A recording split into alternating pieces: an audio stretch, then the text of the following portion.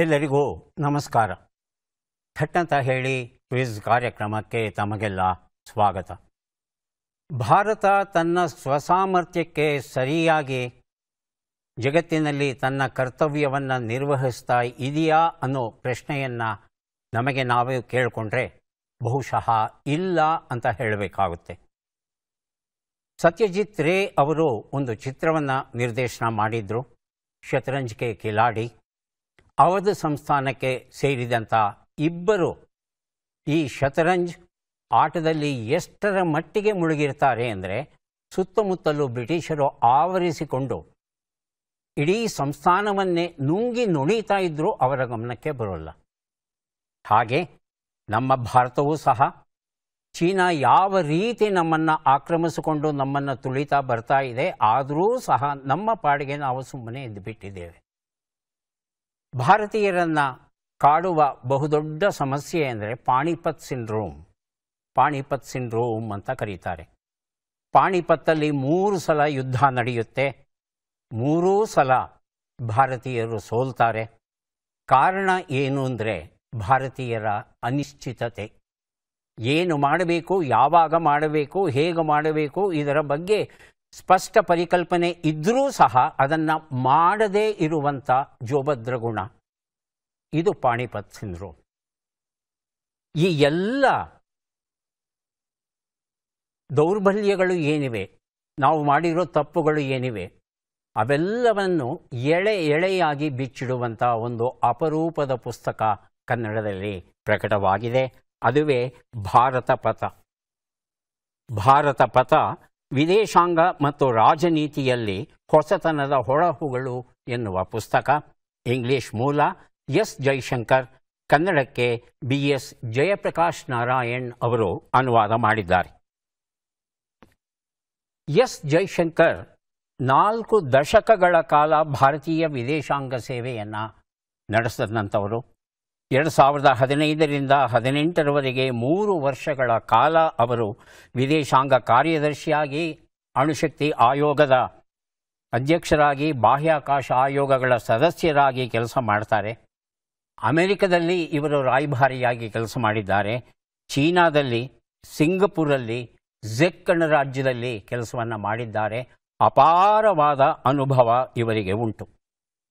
ಇವರು ಈ ಒಂದು ಪುಸ್ತಕವನ್ನು ಬರೀತಾ ಭಾರತವು ಎಲ್ಲೆಲ್ಲಿ ತಪ್ಪುಗಳನ್ನು ಮಾಡ್ತು ಅನ್ನೋದನ್ನು ಬಿಡಿಸಿ ಹೇಳ್ತಾರೆ.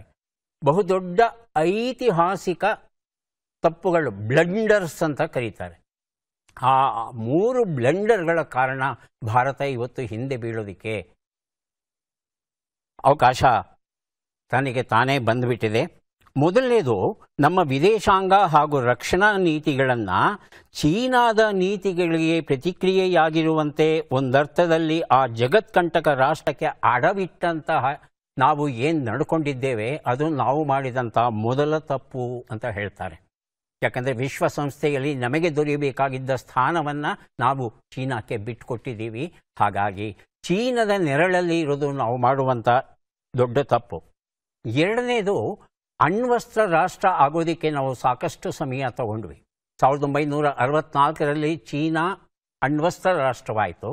ನಾವು 74ರಲ್ಲಿ ಅಣುಸ್ಫೋಟವನ್ನು ಮಾಡಿದ್ವಿ. ಆದರೆ ಅಣ್ವಸ್ತ್ರ ರಾಷ್ಟ್ರ ಅಂತ ಘೋಷಿಸಲಿಲ್ಲ ನಾವು. ಹಾಗೆ ಘೋಷಿಸೋದಕ್ಕೆ 24 ವರ್ಷಗಳ ಕಾಲವನ್ನು ತಗೊಂಡ್ವಿ. ಹಾಗಾಗಿ ಈ ಅಣ್ವಸ್ತ್ರ ಕ್ಷೇತ್ರದಲ್ಲಿ ನಾವಾಗಿಯೇ ನಮ್ಮ ಕಾಲ ಮೇಲೆ ಕಲ್ಲನ್ನು ಹಾಕ್ಕೊಂಡಂತಾಗಿದೆ ಅನ್ನೋ ಮಾತನ್ನು ಹೇಳ್ತಾರೆ. ಮೂರನೇದು, ಈ ಆರ್ಥಿಕ ಉದಾರೀಕರಣ ಅನ್ನೋದು ಏನಿದೆ, ಇದನ್ನು ತೀರಾ 14 ವರ್ಷಗಳಷ್ಟು ತಡವಾಗಿ ನಾವು ಆರಂಭಿಸಿದ್ವಿ. ಚೀನಾ ಬಹಳ ಬೇಗ ಆರಂಭಿಸಿ ಜಗತ್ತಿನ ಎಲ್ಲ ರಾಷ್ಟ್ರಗಳ ಬಂಡವಾಳವನ್ನು ಆಕರ್ಷಿಸಿ ಅದು ಬಹುದೊಡ್ಡ ಪ್ರಮಾಣದಲ್ಲಿ ಇವತ್ತು ಬೆಳೀತಾ ಇದೆ. ಆದರೆ ನಾವು ಹಿಂದೆ ಬಿದ್ದಿದ್ದೇವೆ. ಈ ವಿದೇಶಾಂಗ ನೀತಿಯಲ್ಲಿ ಯಾಕೆ ನಾವು ಹೀಗೆ ಹಿಂದೆ ಬೀಳ್ತಾ ಇದ್ದೇವೆ? ಹೀಗೆ ತಲಸ್ಪರ್ಶಿಯಾದ ಲೇಖನಗಳನ್ನು ಒಳಗೊಂಡಂಥ ಅಪರೂಪದ ಪುಸ್ತಕ. ಬಹುಶಃ ವಿದೇಶಾಂಗ ಮತ್ತು ರಾಜನೀತಿಗೆ ಸಂಬಂಧಪಟ್ಟ ಹಾಗೆ ಕನ್ನಡದಲ್ಲಿ ಪ್ರಕಟವಾಗಿರುವಂಥ ಮೊದಲ ಪುಸ್ತಕ ಇದು ಅನ್ನಬಹುದು. ಹಾಗಾಗಿ ಈ ವಿದೇಶಾಂಗ ನೀತಿಯ ಒಂದು ಪಕ್ಷಿ ನೋಟವನ್ನು ಪಡೆಯಬೇಕಾದರೆ ಭಾರತ ಪಥ, ದ ಇಂಡಿಯಾ ವೇ ಎನ್ನುವ ಈ ಒಂದು ಪುಸ್ತಕವನ್ನು ನಾವು ಓದಬೇಕಾಗುತ್ತೆ. ಇಂಗ್ಲಿಷ್ ಮೂಲ ಎಸ್ ಜಯಶಂಕರ್, ಕನ್ನಡಕ್ಕೆ BS ಜಯಪ್ರಕಾಶ್ ನಾರಾಯಣ್ ಅವರು ಅನುವಾದ ಮಾಡಿದ್ದಾರೆ. ಸೊಗಸಾದ ಕೃತಿ. ಕಾರ್ಯಕ್ರಮವನ್ನು ಆರಂಭಿಸ್ತಾ ಇದ್ದೇವೆ. ಸ್ಪರ್ಧಿಗಳ ಪರಿಚಯ. ಮೊದಲ ಸ್ಪರ್ಧಿ. ಎಲ್ಲರಿಗೂ ನಮಸ್ಕಾರ. ನನ್ನ ಹೆಸರು ದೀಪಿಕಾ ಶೆಟ್ಟಿ. ನಾನು ಮೂಲತಃ ಉಡುಪಿ ಜಿಲ್ಲೆಯಾದ ಹೆಬ್ರಿ ತಾಲೂಕಿನ ಮುನಿಯಾಲಿನವಳು. ಪ್ರಸ್ತುತ ಬೆಂಗಳೂರಿನ ಜ್ಞಾನ ಭಾರತಿಯಲ್ಲಿ ವಾಸವಾಗಿದ್ದೇನೆ. ನಾನು ಶ್ರೀನಿಧಿ ಸೌಹಾರ್ದ ಬ್ಯಾಂಕಲ್ಲಿ ಕೆಲಸ ಮಾಡ್ತಾ ಇದ್ದೀನಿ. ನನ್ನ ಹವ್ಯಾಸಗಳು ನ್ಯೂಸ್ ನೋಡುವುದು ಹಾಗೂ ಮ್ಯೂಸಿಕ್ ಕೇಳುವುದು. ದೀಪಿಕಾ ಶೆಟ್ಟಿ ಅವರಿಗೆ ಸ್ವಾಗತವನ್ನು ಕೋರ್ತಾ ಇದ್ದೇವೆ. ಮುಂದಿನ ಸ್ಪರ್ಧಿ. ನಮಸ್ಕಾರ, ನನ್ನ ಹೆಸರು ತೇಜಸ್ವಿನಿ. ನಾನು ತುಮಕೂರು ಜಿಲ್ಲೆ, ತುಮಕೂರು ತಾಲೂಕು ನಾಗವಲಿಯಿಂದ ಬಂದಿದ್ದೀನಿ. ನನ್ನ ವೃತ್ತಿ, ನಾನು ಗೃಹಿಣಿ. ನನ್ನ ಹವ್ಯಾಸಗಳು ಪುಸ್ತಕಗಳನ್ನು ಓದುವುದು, ದಿನಪತ್ರಿಕೆಗಳನ್ನು ಓದುವುದು. ತೇಜಸ್ವಿನಿ ಅವರಿಗೆ ಸ್ವಾಗತವನ್ನು ಕೋರ್ತಾ ಇದ್ದೇವೆ. ನಮ್ಮ ಮೂರನೆಯ ಸ್ಪರ್ಧಿ. ಎಲ್ಲರಿಗೂ ನಮಸ್ಕಾರ. ನನ್ನ ಹೆಸರು ತೇಜು ಕುಮಾರಸ್ವಾಮಿ. ನಾನು ಮೂಲತಃ ಚಿತ್ರದುರ್ಗ ಜಿಲ್ಲೆ ಚಳ್ಳಕೆರೆ ತಾಲೂಕು ತಳಕು ಹೋಬಳಿಯ ಕೋಡಿಹಳ್ಳಿ ಗ್ರಾಮದಿಂದ ಬಂದಿದ್ದೇನೆ. ಪ್ರಸ್ತುತ ನಾನು ಬೆಂಗಳೂರಿನ ವರ್ತೂರಿನಲ್ಲಿ ವಾಸವಾಗಿದ್ದೇನೆ. ವೃತ್ತಿಯಲ್ಲಿ ನಾನು ಗೃಹಿಣಿ. ನನ್ನ ಹವ್ಯಾಸಗಳು ಪರ್ವತ ಚಾರಣ ಮಾಡುವುದು, ಥ್ರೋಬಾಲ್ ಆಡುವುದು, ಬ್ಯಾಡ್ಮಿಂಟನ್ ಆಡುವುದು, ಪುಸ್ತಕಗಳನ್ನು ಓದುವುದು, ತಟ್ಟಂತ ಹೇಳಿ ತಪ್ಪದೆ ವೀಕ್ಷಿಸು. ಬಹಳ ಸಂತೋಷ ತೇಜು ಅವರೇ. ಕಾರ್ಯಕ್ರಮಕ್ಕೆ ಸ್ವಾಗತವನ್ನು ಕೋರ್ತಾ ಇದ್ದೇವೆ ತಮಗೆ. ಮೂವರು ಸಿದ್ಧವಾಗಿದ್ದರೆ ಕಾರ್ಯಕ್ರಮ ಆರಂಭಿಸೋಣ. ಮೊದಲಿಗೆ ನಿಯಮಗಳನ್ನು ಒಮ್ಮೆ ನೋಡಿಬಿಡೋಣ. ಒಟ್ಟು 10 ಪ್ರಶ್ನೆಗಳು. ಮೊದಲು ಬಜರ್ ಒತ್ತಿದವರಿಗೆ ಉತ್ತರ ನೀಡುವ ಅವಕಾಶ. ಪ್ರತಿ ಸರಿ ಉತ್ತರಕ್ಕೆ ಒಂದು ಪುಸ್ತಕ ಬಹುಮಾನ. ಆಯ್ಕೆಗಳು ಬರುವ ಮೊದಲೇ ಬಜರ್ ಒತ್ತಿ ಸರಿ ಉತ್ತರ ನೀಡಿದರೆ 2 ಪುಸ್ತಕ ಬಹುಮಾನ. 100 ಅಂಕ ಗಳಿಸಿದವರಿಗೆ ಒಂದು ಪುಸ್ತಕವನ್ನು ವಿಶೇಷ ಬಹುಮಾನವಾಗಿ ನೀಡ್ತೇವೆ. ನಕಾರಾತ್ಮಕ ತಂತ್ರಗಳಿಗೆ ಅವಕಾಶವಿಲ್ಲ. ಕಾರ್ಯಕ್ರಮದ ಮೊದಲ ಪುಸ್ತಕ, ಮೊದಲ ಪ್ರಶ್ನೆಯನ್ನು ನೋಡೋಣ. ಬಿಸಿಲ್ ಗುದುರೆಯ ಬೆನ್ನೇರಿದವ. ಎಚ್ ಶಾಂತರಾಜ ಐತಾಳ ಅವರ ಆತ್ಮಕಥನದ ಕೃತಿ ಇದು. ನಮ್ಮ ಮೊದಲ ಪ್ರಶ್ನೆ ಈಗ ಬಂತು. ಭಾರತದಲ್ಲಿ ಒಟ್ಟು ಎಷ್ಟು ಅಂತಾರಾಷ್ಟ್ರೀಯ ವಿಮಾನ ನಿಲ್ದಾಣಗಳು ಇವೆ? ಆಯ್ಕೆಗಳನ್ನು ನೋಡೋಣ. 14, 44, 34, 24. ಮೊದಲಿಗೆ ತೇಜಸ್ವಿನಿ, ಆನಂತರ ದೀಪಿಕಾ ಶೆಟ್ಟಿ. 24 ಅಂತ ಹೇಳ್ತಾ ಇದ್ದಾರೆ ದೀಪಿಕಾ ಶೆಟ್ಟಿ. 34. ಸರಿಯಾದ ಉತ್ತರವನ್ನು ನೋಡೋಣ. ಸರಿಯಾದ ಉತ್ತರ 44 ಅಂತಾರಾಷ್ಟ್ರೀಯ ವಿಮಾನ ನಿಲ್ದಾಣಗಳು ಇವೆ. ಈ 44 ವಿಮಾನ ನಿಲ್ದಾಣಗಳಲ್ಲಿ ಅತ್ಯಂತ ದೊಡ್ಡದಾಗಿರೋದು ದಿಲ್ಲಿಯಲ್ಲಿ ಇರತಕ್ಕಂಥ ಇಂದಿರಾ ಗಾಂಧಿ ಅಂತಾರಾಷ್ಟ್ರೀಯ ವಿಮಾನ ನಿಲ್ದಾಣ.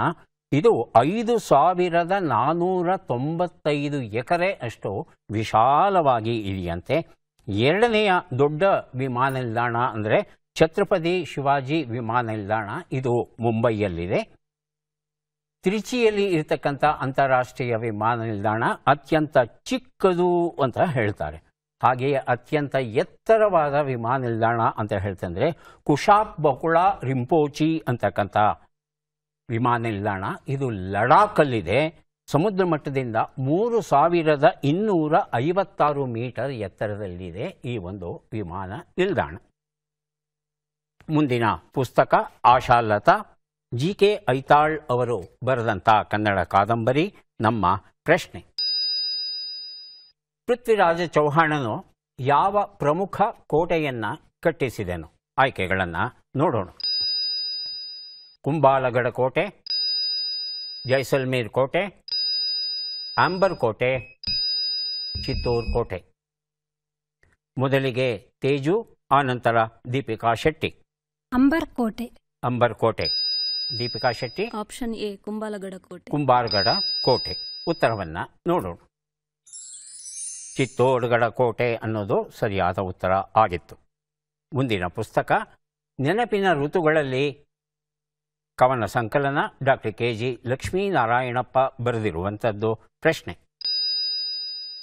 ಡಾನ್ಸ್ ರಾಜ ಡಾನ್ಸ್ ಚಿತ್ರದ ಮೂಲಕ ದ್ವಾರಕೀಶ್ ಅವರು ಯಾರನ್ನ ನಾಯಕ ನಟನನ್ನಾಗಿ ಪರಿಚಯ ಮಾಡಿದರು? ಮೊದಲಿಗೆ ತೇಜು, ಆನಂತರ ತೇಜಸ್ವಿನಿ. ತೇಜು. ವಿನೋದ್ ರಾಜ್ಕುಮಾರ್. ತೇಜಸ್ವಿನಿ. ವಿನೋದ್.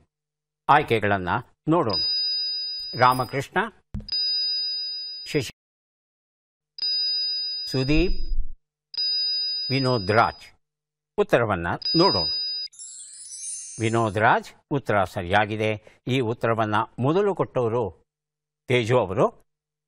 ತೇಜು ಅವರಿಗೆ ನೆನಪಿನ ಋತುಗಳಲ್ಲಿ ಎನ್ನುವ ಈ ಪುಸ್ತಕದ ಜೊತೆಯಲ್ಲಿ ಬಿಸಿಲುಗುದುರೆಯ ಬೆನ್ನೇರಿದವ ಎನ್ನುವ ಇನ್ನೊಂದು ಪುಸ್ತಕ, 2 ಪುಸ್ತಕವನ್ನು ಅವರಿಗೆ ಕೊಟ್ಟಿದ್ದೇವೆ. ಮುಂದಿನ ಪುಸ್ತಕವನ್ನು ನೋಡೋಣ. ಸಾಧನಾ ಪಥ, ಪ್ರೊಫೆಸರ್ ಶ್ರೀನಿವಾಸ್ ಬಳ್ಳಿ ಬರೆದಿರುವಂಥದ್ದು. ನಮ್ಮ ಪ್ರಶ್ನೆ: ಪೃಥ್ವಿರಾಜ ಚೌಹಾಣನ ಪರಮ ವೈರಿಯ ಹೆಸರೇನು? ಆಯ್ಕೆಗಳನ್ನು ನೋಡೋಣ. ಅಲ್ಲಾವುದ್ದೀನ್ ಖಿಲ್ಜಿ. ಬಜರ್ ಮೊದಲಿಗೆ ಒತ್ತಿದ್ದಾರೆ ತೇಜು, ಆನಂತರ ತೇಜಸ್ವಿನಿ ಅವರು. ತೇಜು. ಅಲ್ಲಾವುದ್ದೀನ್ ಖಿಲ್ಜಿ. ಹೇಳಿ ತೇಜಸ್ವಿನಿ. ಅಲಾವುದ್ದೀನ್. ಆಯ್ಕೆ 2. ಘಿಯಾಸುದ್ದೀನ್ ತುಘಲಕ್, ಮುಹಮ್ಮದ್ ಗೋರಿ, ಮುಹಮ್ಮದ್ ಗಜ್ನಿ. ಸರಿಯಾದ ಉತ್ತರವನ್ನು ನೋಡೋಣ. ಸರಿಯಾದ ಉತ್ತರ ಮುಹಮ್ಮದ್ ಗೋರಿ ಆಗಿತ್ತು.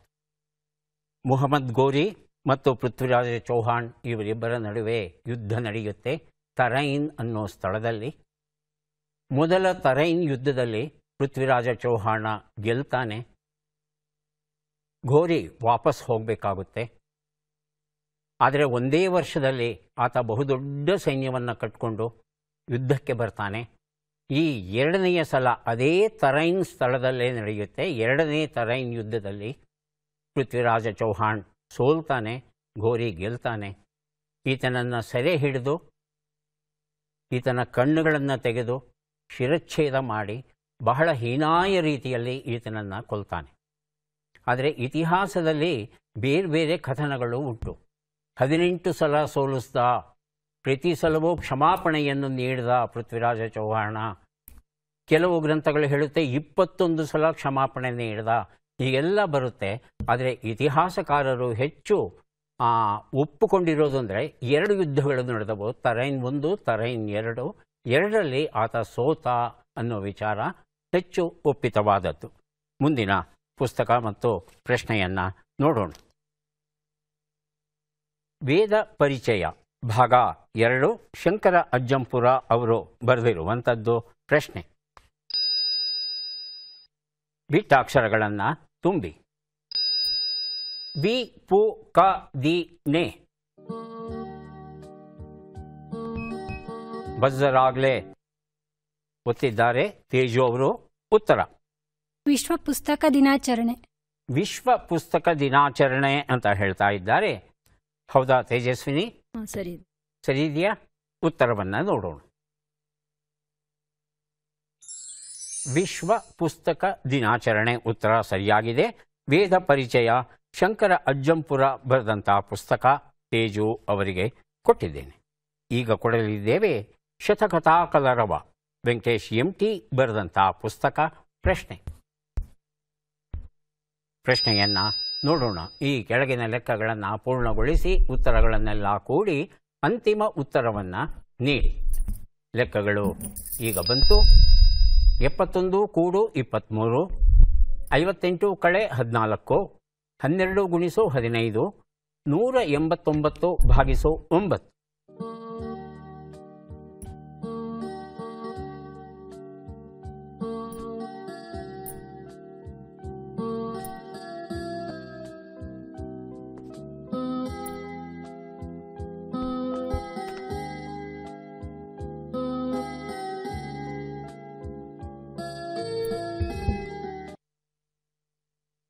ಹೇಳಿ ದೀಪಿಕಾ ಅವರೇ. 341. 3, 4, 1. 4, 1.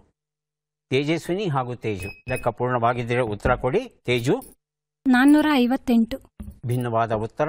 ತೇಜಸ್ವಿನಿ ಲೆಕ್ಕ ಆಗಿಲ್ವಾ? ಉತ್ತರವನ್ನು ನೋಡ್ತಾ ಹೋಗೋಣ.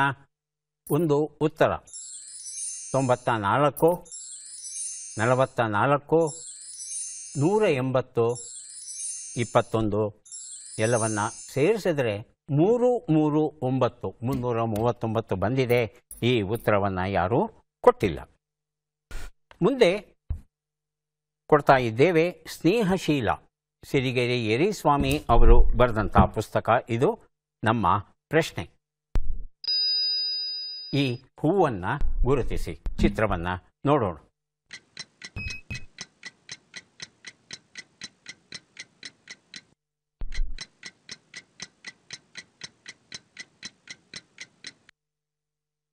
ಆಯ್ಕೆಗಳು ಬರೋದಕ್ಕೆ ಮೊದಲು ತೇಜು ಬಜರ್ ಒತ್ತಿದ್ದಾರೆ. ಕಾಮಕಸ್ತೂರಿ ಹೂವಿನ ಕಾಮಕಸ್ತೂರಿ. ತೇಜಸ್ವಿನಿ ಮತ್ತು ದೀಪಿಕಾ ಆಯ್ಕೆಗಳು ಬೇಕಾ? ಆಯ್ಕೆಗಳು: ಕೇಪುಳ, ರಂಜಲು, ಕಾಮಕಸ್ತೂರಿ, ತುಳಸಿ. ತೇಜಸ್ವಿನಿ ತುಳಸಿ. ತುಳಸಿ. ದೀಪಿಕಾ ಮಾಹಿತಿ ಇಲ್ಲ. ಉತ್ತರವನ್ನು ನೋಡೋಣ. ಕಾಮಕಸ್ತೂರಿ ಸರಿಯಾದ ಉತ್ತರ. ತೇಜು ಈ ಉತ್ತರವನ್ನು ಆಯ್ಕೆಗಳು ಬರೋದಕ್ಕೆ ಮೊದಲೇ ಕೊಟ್ಟಿದ್ದೀರಿ. ಹಾಗಾಗಿ ಸ್ನೇಹಶೀಲ ಕೃತಿಯ ಜೊತೆ ಇನ್ನೂ ಒಂದು ಪುಸ್ತಕ, ಶತಕಥಾ ಕಲರವ ಎನ್ನುವ ಪುಸ್ತಕ, 2 ಪುಸ್ತಕವನ್ನು ಒಟ್ಟು ಕೊಟ್ಟಿದ್ದೇನೆ ತೇಜು ಅವರಿಗೆ. ಏನಿದು ಕಾಮಕಸ್ತೂರಿ ಅಂದರೆ? ಸರ್, ಸಬ್ಜಾ ಸೀಡ್ಸ್ ಅಂತಾರೆ ಅಲ್ವಾ ಸರ್, ಬೇಸಿಗೆಯಲ್ಲಿ ಅದು ನೀರಲ್ಲಿ ಹಾಕೊಂಡು ಕುಡಿದ್ರೆ ಹೀಟಾಗಿರೋದು ತಂಪಾಗುತ್ತೆ ಅಂತ ಹೇಳ್ತಾರೆ ಸರ್. ಆಗ್ನೇಯ ಏಷ್ಯಾ ಇದರ ಮೂಲ. ಈ ಬೀಜಗಳನ್ನು ನೀರಲ್ಲಿ ನೆನೆ ಹಾಕಿದ್ರೆ ಯಾವ ರೀತಿ ಉಬ್ಬಿಕೊಂಡಿದೆ ನೋಡಿ. ಇದು ತುಂಬ ತಂಪು ಅಂತ ಭಾವಿಸ್ತಾರೆ. ಬೇಸಿಗೆಯಲ್ಲಿ ಸಾಮಾನ್ಯವಾಗಿ ಕಾಮಕಸ್ತೂರಿಯ ಪಾನೀಯವನ್ನು ಹೆಚ್ಚು ಬಳಸೋದು ಉಂಟು. ಇದರ ಎಲೆಯನ್ನು, ಹೂವನ್ನು, ಬೀಜವನ್ನು ಆಹಾರವನ್ನಾಗಿ ಬಳಸುವ ಪದ್ಧತಿ ಇದೆ. ಮುಖ್ಯವಾಗಿ ಕರುಳಲ್ಲಿ ಹುಳುಗಳು ಏನಾದರೂ ಹೆಚ್ಚಿಗೆ ಬೆಳೀತಾ ಇದ್ದರೆ ಅವುಗಳನ್ನು ನಿವಾರಿಸುತ್ತಂತೆ. ಹಾಗಾಗಿ ಆಗಾಗ್ಗೆ ಔಷಧಿ ಅಂತ ಅಲ್ಲದೇ ಇದ್ದರೂ ಆರೋಗ್ಯದ ದೃಷ್ಟಿಯಿಂದ ಈ ಕಾಮಕಸ್ತೂರಿಯ ಪಾನೀಯವನ್ನು ಸೇವಿಸೋದು ಬಹಳ ಒಳ್ಳೆಯದು. ಮಲಬದ್ಧತೆಯನ್ನು ನಿವಾರಿಸುತ್ತೆ ಇದನ್ನು ಬಳಸ್ತಾ ಇದ್ದರೆ ಅಂತ ಹೇಳ್ತಾರೆ. ಹಾಗಾಗಿ ನಮ್ಮ ದೇಶದಲ್ಲಿ ಕಾಮಕಸ್ತೂರಿಯನ್ನು ಸಾಮಾನ್ಯವಾಗಿ ಬಳಸೋದು ಉಂಟು. ಮುಂದಿನ ಪುಸ್ತಕ ಮಾವಳ್ಳಿ ಐತಿಹ್ಯಗಳು, ಸ್ಮರಣ ಸಂಚಿಕೆಯ ಕೃತಿ. ಇದು ನಮ್ಮ ಪ್ರಶ್ನೆ. ಈ ಅಕ್ಷರಗಳನ್ನು ಸರಿಯಾಗಿ ಜೋಡಿಸಿ. ಅಕ್ಷರಗಳು: ಮ, ಕೋ, ತ, ಬೇ, ತು, ಟು, ಪ, ಡ. ಬಜರ್ ಒತ್ತಿದ್ದಾರೆ ತೇಜು. ಮಾತು ಕೊಟ್ಟು ತಪ್ಪಬೇಡ. ಮಾತು ಕೊಟ್ಟು ತಪ್ಪಬೇಡ ಅಂತ ಹೇಳ್ತಾ ಇದ್ದಾರೆ. ಹೌದಾ ದೀಪಿಕಾ? ತೇಜಸ್ವಿನಿ ಸರಿ. ಸರಿ ಇರ್ಬೋದಾ? ಸರಿ. ಉತ್ತರವನ್ನು ನೋಡೋಣ. ಮಾತು ಕೊಟ್ಟು ತಪ್ಪಬೇಡ ಉತ್ತರ ಸರಿಯಾಗಿದೆ. ತೇಜು ಈ ಉತ್ತರವನ್ನು ಕೊಟ್ಟಿದ್ದಾರೆ. ಅವರಿಗೆ ಮಾವಳ್ಳಿ ಐತಿಹ್ಯಗಳು ಎನ್ನುವ ಈ ಒಂದು ಪುಸ್ತಕವನ್ನು ಕೊಟ್ಟಿದ್ದೇವೆ. ಈಗ 3 ಪುಸ್ತಕವನ್ನು ಕೊಡೋಕೆ ನಾವು ಸಿದ್ಧವಾಗ್ತಾ ಇದ್ದೇವೆ. ಪದಬಂಧ ಬಂದಿದೆ. ಸುಳುಹುಗಳನ್ನು ನೋಡೋಣ. ಸುಳುಹುಗಳು: ಯಾವ ಪಕ್ಷವನ್ನೂ ವಹಿಸದೆ ಸಮಭಾವದಿಂದಿರು. ಹುಟ್ಟು, ಉತ್ಪತ್ತಿ, ಮಿತಿಯಿಲ್ಲದ್ದು, ತುಂಬಾ.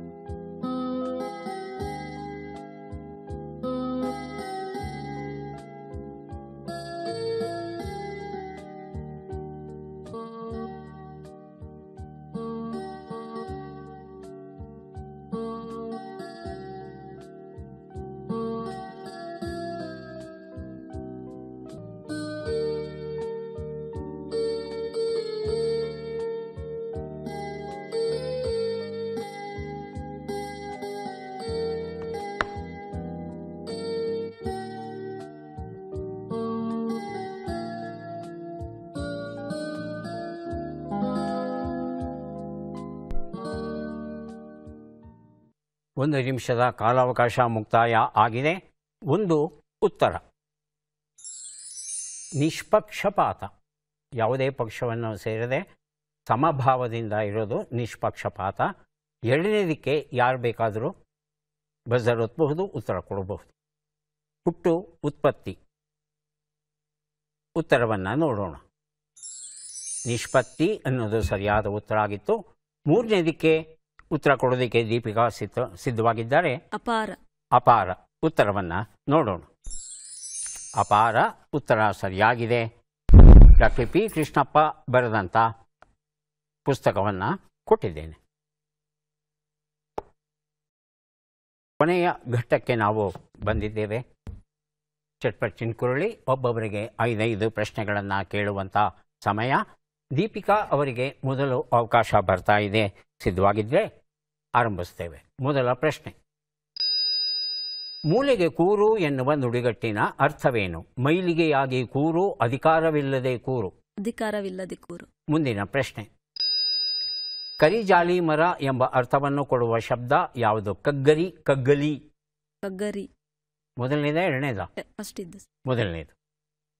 ಮೂರನೇ ಪ್ರಶ್ನೆ. ನವಗ್ರಹಗಳಲ್ಲಿ ಯಾರ ಹೆಸರು ಶನಿ, ಶುಕ್ರ? ಶನಿ. ಶನಿ. ಮುಂದಿನ ಪ್ರಶ್ನೆ. ಉಪ್ಪಿಟ್ಟವರನ್ನು ಮರೆಯಬೇಡ. ಐದನೇ ಪ್ರಶ್ನೆ ಈಗ ಬಂದಿದೆ. ಈ ಒಗಟನ್ನು ಬಿಡಿಸಿ. ಅಪ್ಪ ಆಕಾಶಕ್ಕ, ಅಮ್ಮ ಪಾತಾಳಕ್ಕ, ಮಗ ಪೇಟಿಗೆ, ಮಗಳು ಮದುವೆಗೆ. ಉತ್ತರಗಳನ್ನು ನೋಡ್ತಾ ಹೋಗೋಣ. ಒಂದು ಉತ್ತರ ಅಧಿಕಾರವಿಲ್ಲದೆ ಕೂರು, ಉತ್ತರ ಸರಿಯಾಗಿದೆ. ಎರಡು ಉತ್ತರ ಕರಿಜಾಲಿ ಮರ, ಕಗ್ಗರಿ, ಉತ್ತರ ಕೊಟ್ಟಿದ್ದೀರಿ. ಮೂರನೇ ಪ್ರಶ್ನೆಗೆ ಉತ್ತರ ಶನಿ ಸರಿಯಾಗಿದೆ. ನಾಲ್ಕನೇ ಪ್ರಶ್ನೆಗೆ ಉತ್ತರ ಉಪ್ಪಿಟ್ಟವರನ್ನು ಮುಪ್ಪಿನ ತನಕ ನೆನೆ ಅನ್ನೋದು ಸರಿಯಾದ ಉತ್ತರ ಆಗಿತ್ತು. ಐದನೇ ಪ್ರಶ್ನೆಗೆ ಉತ್ತರ ಇದು ಅಡಿಕೆ ಮರದ ವರ್ಣನೆ ಆಗಿತ್ತು. ಮೂರು ಪ್ರಶ್ನೆಗಳಿಗೆ ತಾವು ಸರಿಯಾದ ಉತ್ತರ ಕೊಟ್ಟಿದ್ದೀರಿ. 3 ಪುಸ್ತಕಗಳನ್ನು ತಮಗೆ ಕೊಟ್ಟಿದ್ದೇನೆ. ಈಗ ಅವಕಾಶ ತೇಜಸ್ವಿನಿ ಅವರಿಗೆ ಬರ್ತಾ ಇದೆ. ಸಿದ್ಧವಾಗಿದ್ದರೆ ಮೊದಲ ಪ್ರಶ್ನೆಯನ್ನು ಆರಂಭಿಸ್ತೇವೆ. ಮೊದಲ ಪ್ರಶ್ನೆ. ಮೂಲೆಗೆ ನೂಕು ಎನ್ನುವ ನುಡಿಗಟ್ಟಿನ ಅರ್ಥವೇನು? ಬೆಲೆ ಕೊಡು, ಬೆಲೆ ಕೊಡದಿರು. ಬೆಲೆ ಕೊಡದಿರು. ಮುಂದಿನ ಪ್ರಶ್ನೆ. ಸೌಟು, ಸಟ್ಟುಗ ಎಂಬ ಅರ್ಥವನ್ನು ಕೊಡುವ ಶಬ್ದ ಯಾವುದು? ಕಜಕ, ಕಜರಿ. ಕಜಕ. ಮುಂದಿನ ಪ್ರಶ್ನೆ. ರಾಮಾಯಣದಲ್ಲಿ ವಿಭೀಷಣನ ಹಿರಿಯ ಮಗಳ ಹೆಸರೇನು? ಕಲೆ, ಸೆಲೆ. ಕಲೆ. ಮುಂದಿನ ಪ್ರಶ್ನೆ. ಈ ಗಾದೆಯನ್ನು ಪೂರ್ಣಗೊಳಿಸಿ. ಹೆಣ್ಣು ಉರಿಸಿದವರ ಮನೆಯ ಮರೆಯಬೇಡ. ಹೆಣ್ಣಿನ ಹೊಟ್ಟೆ ಹುರಿದವ್ರ ಮನೆ ಏನಾಗಬೇಕು ಅಂತ. ಐದನೇ ಪ್ರಶ್ನೆ. ಈ ಒಗಟನ್ನು ಬಿಡಿಸಿ. ಅಂಕುಡೊಂಕು ಶು, ಅದರ ತಮ್ಮ ಜಿ, ಕರಿಯ ಗುಳಿಗಿ ಮೇ. ಕಿವಿ. ಕಿವಿ. ಉತ್ತರವನ್ನು ನೋಡ್ತಾ ಹೋಗೋಣ. ಒಂದು ಉತ್ತರ ಮೂಲೆಗೆ ನೂಕು, ಬೆಲೆ ಕೊಡದಿರು ಸರಿಯಾಗಿದೆ.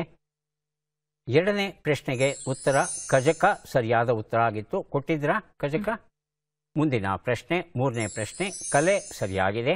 ನಾಲ್ಕನೇ ಪ್ರಶ್ನೆಗೆ ಉತ್ತರ ಹೆಣ್ಣು ಉರಿಸಿದವರ ಮನೆಯ ಹೆಗ್ಗಂಬ ಉರಿಯಿತು, ಅಂದರೆ ಮನೆ ಸರ್ವನಾಶವಾಯಿತು ಅನ್ನೋ ಅರ್ಥ ಬರುತ್ತೆ. ಹೆಣ್ಣು ಮಕ್ಕಳು ಹೊಟ್ಟೆ ಉರಿಸಬಾರ್ದು ಅನ್ನೋದನ್ನು ಹೇಳುತ್ತೆ ಈ ಗಾದೆ ಮಾತು. ಐದನೇ ಪ್ರಶ್ನೆಗೆ ಉತ್ತರವನ್ನು ಈಗ ನೋಡೋಣ. ಇದು ಶುಂಠಿ, ಜೀರಿಗೆ, ಮೆಣಸು ಇವು ಮೂರನ್ನು ತರೋದಕ್ಕೆ ಈ ರೀತಿಯಾದ ಒಂದು ವಿಧಾನವನ್ನು ಬಳಸಿದ್ದಾನೆ ನಮ್ಮ ಜಾನಪದ ಕವಿ. ಎಷ್ಟು ಸರಿಯಾಯಿತು? 3 ಅಲ್ವಾ? 3 ಪುಸ್ತಕಗಳನ್ನು ತಮಗೆ ಕೊಡ್ತಾ ಇದ್ದೇವೆ. ತೇಜು ಅವರು ಸಿದ್ಧವಾಗಿದ್ದಾರಾ? ಇದ್ದೀನಿ ಸರ್. ಹಾಂ, ಈಗ ಮೊದಲ ಪ್ರಶ್ನೆ ಬರ್ತಾ ಇದೆ. ಮೂಲೆ ಪಾಲಾಗು ಎನ್ನುವ ನುಡಿಗಟ್ಟಿನ ಅರ್ಥವೇನು? ಉಪಯುಕ್ತವಾಗು, ನಿರುಪಯುಕ್ತವಾಗು. ನಿರುಪಯುಕ್ತವಾಗು. ಮುಂದಿನ ಪ್ರಶ್ನೆ. ಹೊಳಪಿಲ್ಲದಿರುವುದು ಎಂಬ ಅರ್ಥವನ್ನು ಕೊಡುವ ಶಬ್ದ ಯಾವುದು? ಕಜೆ, ಬಜೆ. ಕಜೆ. ಮುಂದಿನ ಪ್ರಶ್ನೆ. ಮಹಾಭಾರತದಲ್ಲಿ ಕಳಿಂಗ ಎಂಬ ಹೆಸರು ಯಾರಿಗೆ ಇತ್ತು? ಶಕುನಿ, ಕರ್ಣ. ಕರ್ಣ. ಮುಂದಿನ ಪ್ರಶ್ನೆ. ಈ ಗಾದೆಯನ್ನು ಪೂರ್ಣಗೊಳಿಸಿ. ಹೊಟ್ಟೆ ತುಂಬಿದ ಮೇಲೆ ಹುಗ್ಗಿನೂ ಮುಳ್ಳುಮುಳ್ಳು ಅಂತಾರೆ. ಹುಗ್ಗಿನೂ ಮುಳ್ಳು ಮುಳ್ಳು. ಐದನೇ ಪ್ರಶ್ನೆ. ಈ ಒಗಟನ್ನು ಬಿಡಿಸಿ. ಬಂಗಾರ ಪೆಟಿಗ್ಯಾಗ ಬೆಳ್ಳಿಲಿಕ್ಕ. ಬಾಳೆಹಣ್ಣು. ಬಾಳೆಹಣ್ಣು. ಉತ್ತರವನ್ನು ನೋಡ್ತಾ ಹೋಗೋಣ. ಮೂಲೆ ಪಾಲಾಗು, ನಿರುಪಯುಕ್ತವಾಗು ಸರಿಯಾಗಿದೆ. ಎರಡನೇ ಪ್ರಶ್ನೆಗೆ ಉತ್ತರ ಕಜೆ ಸರಿಯಾಗಿದೆ. ಮೂರನೇ ಪ್ರಶ್ನೆಗೆ ಉತ್ತರ ಶಕುನಿಗೆ ಕಳಿಂಗ ಅಂತ. ಕಳಿಂಗ ಅನ್ನೋದು ಒಂದು ಬೈಗುಳ ರೂಪದಲ್ಲಿ ಬಳಸ್ತೇವೆ ಅದನ್ನು. ಕಳಿಂಗ ಅನ್ನೋದೊಂದು ದೇಶ ಇತ್ತು ಅನ್ನೋದು ಗೊತ್ತಿದೆ ನಮಗೆ. ಆದರೆ ಕನ್ನಡದಲ್ಲಿ ಆಡು ಭಾಷೆಯಲ್ಲಿ ಕಳಿಂಗ ಅಂತ ಹೇಳ್ತಂದರೆ ಮಹಾಛತ್ರಿ, ಮೋಸ ಮಾಡೋವನು, ಈ ಅರ್ಥ ಬರುತ್ತೆ. ಅದು ಶಕುನಿಗೆ ಅನ್ವಯವಾಗುವಂಥ ಪದ ಅದು. ನಾಲ್ಕನೇ ಪ್ರಶ್ನೆಗೆ ಹೊಟ್ಟೆ ತುಂಬಿದ ಮೇಲೆ ಹುಗ್ಗಿ ಮುಳ್ಳು ಮುಳ್ಳು ಸರಿಯಾದ ಉತ್ತರ ಕೊಟ್ಟಿದ್ದೀರಿ. ಐದನೇ ಪ್ರಶ್ನೆಗೆ ಉತ್ತರ ಇದು ಹಲಸಿನ ಹಣ್ಣು. ಹಣ್ಣು ತೊಳೆ ಇರುತ್ತಲ್ಲ ಅದು ಬಂಗಾರದ ಹಾಗೆ ಕಂಡು ಬಂದಿದೆ, ಒಳಗಿರುವ ಬೀಜ ಅದು ಲಿಂಗದ ಹಾಗೆ ಕಂಡು ಬಂದಿದೆ ನಮ್ಮ ಜಾನಪದ ಕವಿಗೆ. ಎಷ್ಟು ಸರಿ ಉತ್ತರ ಆಯಿತು? 3 ಅಲ್ವಾ? 3 ಪುಸ್ತಕಗಳನ್ನು ತಮಗೆ ಕೊಡ್ತಾ ಇದ್ದೇವೆ. ಯಾರಿಗೆ ಎಷ್ಟು ಪುಸ್ತಕಗಳು ಬಂದಿವೆ ಅದನ್ನು ನೋಡುವ ಕ್ಷಣ ಈಗ ಬಂತು. ದೀಪಿಕಾ ಶೆಟ್ಟಿ ಅವರಿಗೆ ಒಟ್ಟು ಸಿಗ್ತಾ ಇದೆ 4 ಪುಸ್ತಕಗಳನ್ನು ಸ್ವೀಕರಿಸಿ ಕಾರ್ಯಕ್ರಮದಲ್ಲಿ ಭಾಗವಹಿಸಿದ್ದಕ್ಕೆ ಅಭಿನಂದನೆಗಳು.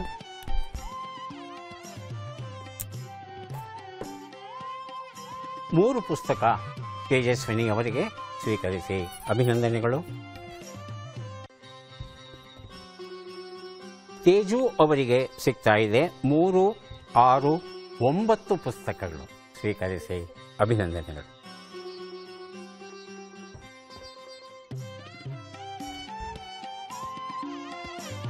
ಮತ್ತೆ ಭೇಟಿಯಾಗೋಣ. ನಮಸ್ಕಾರ.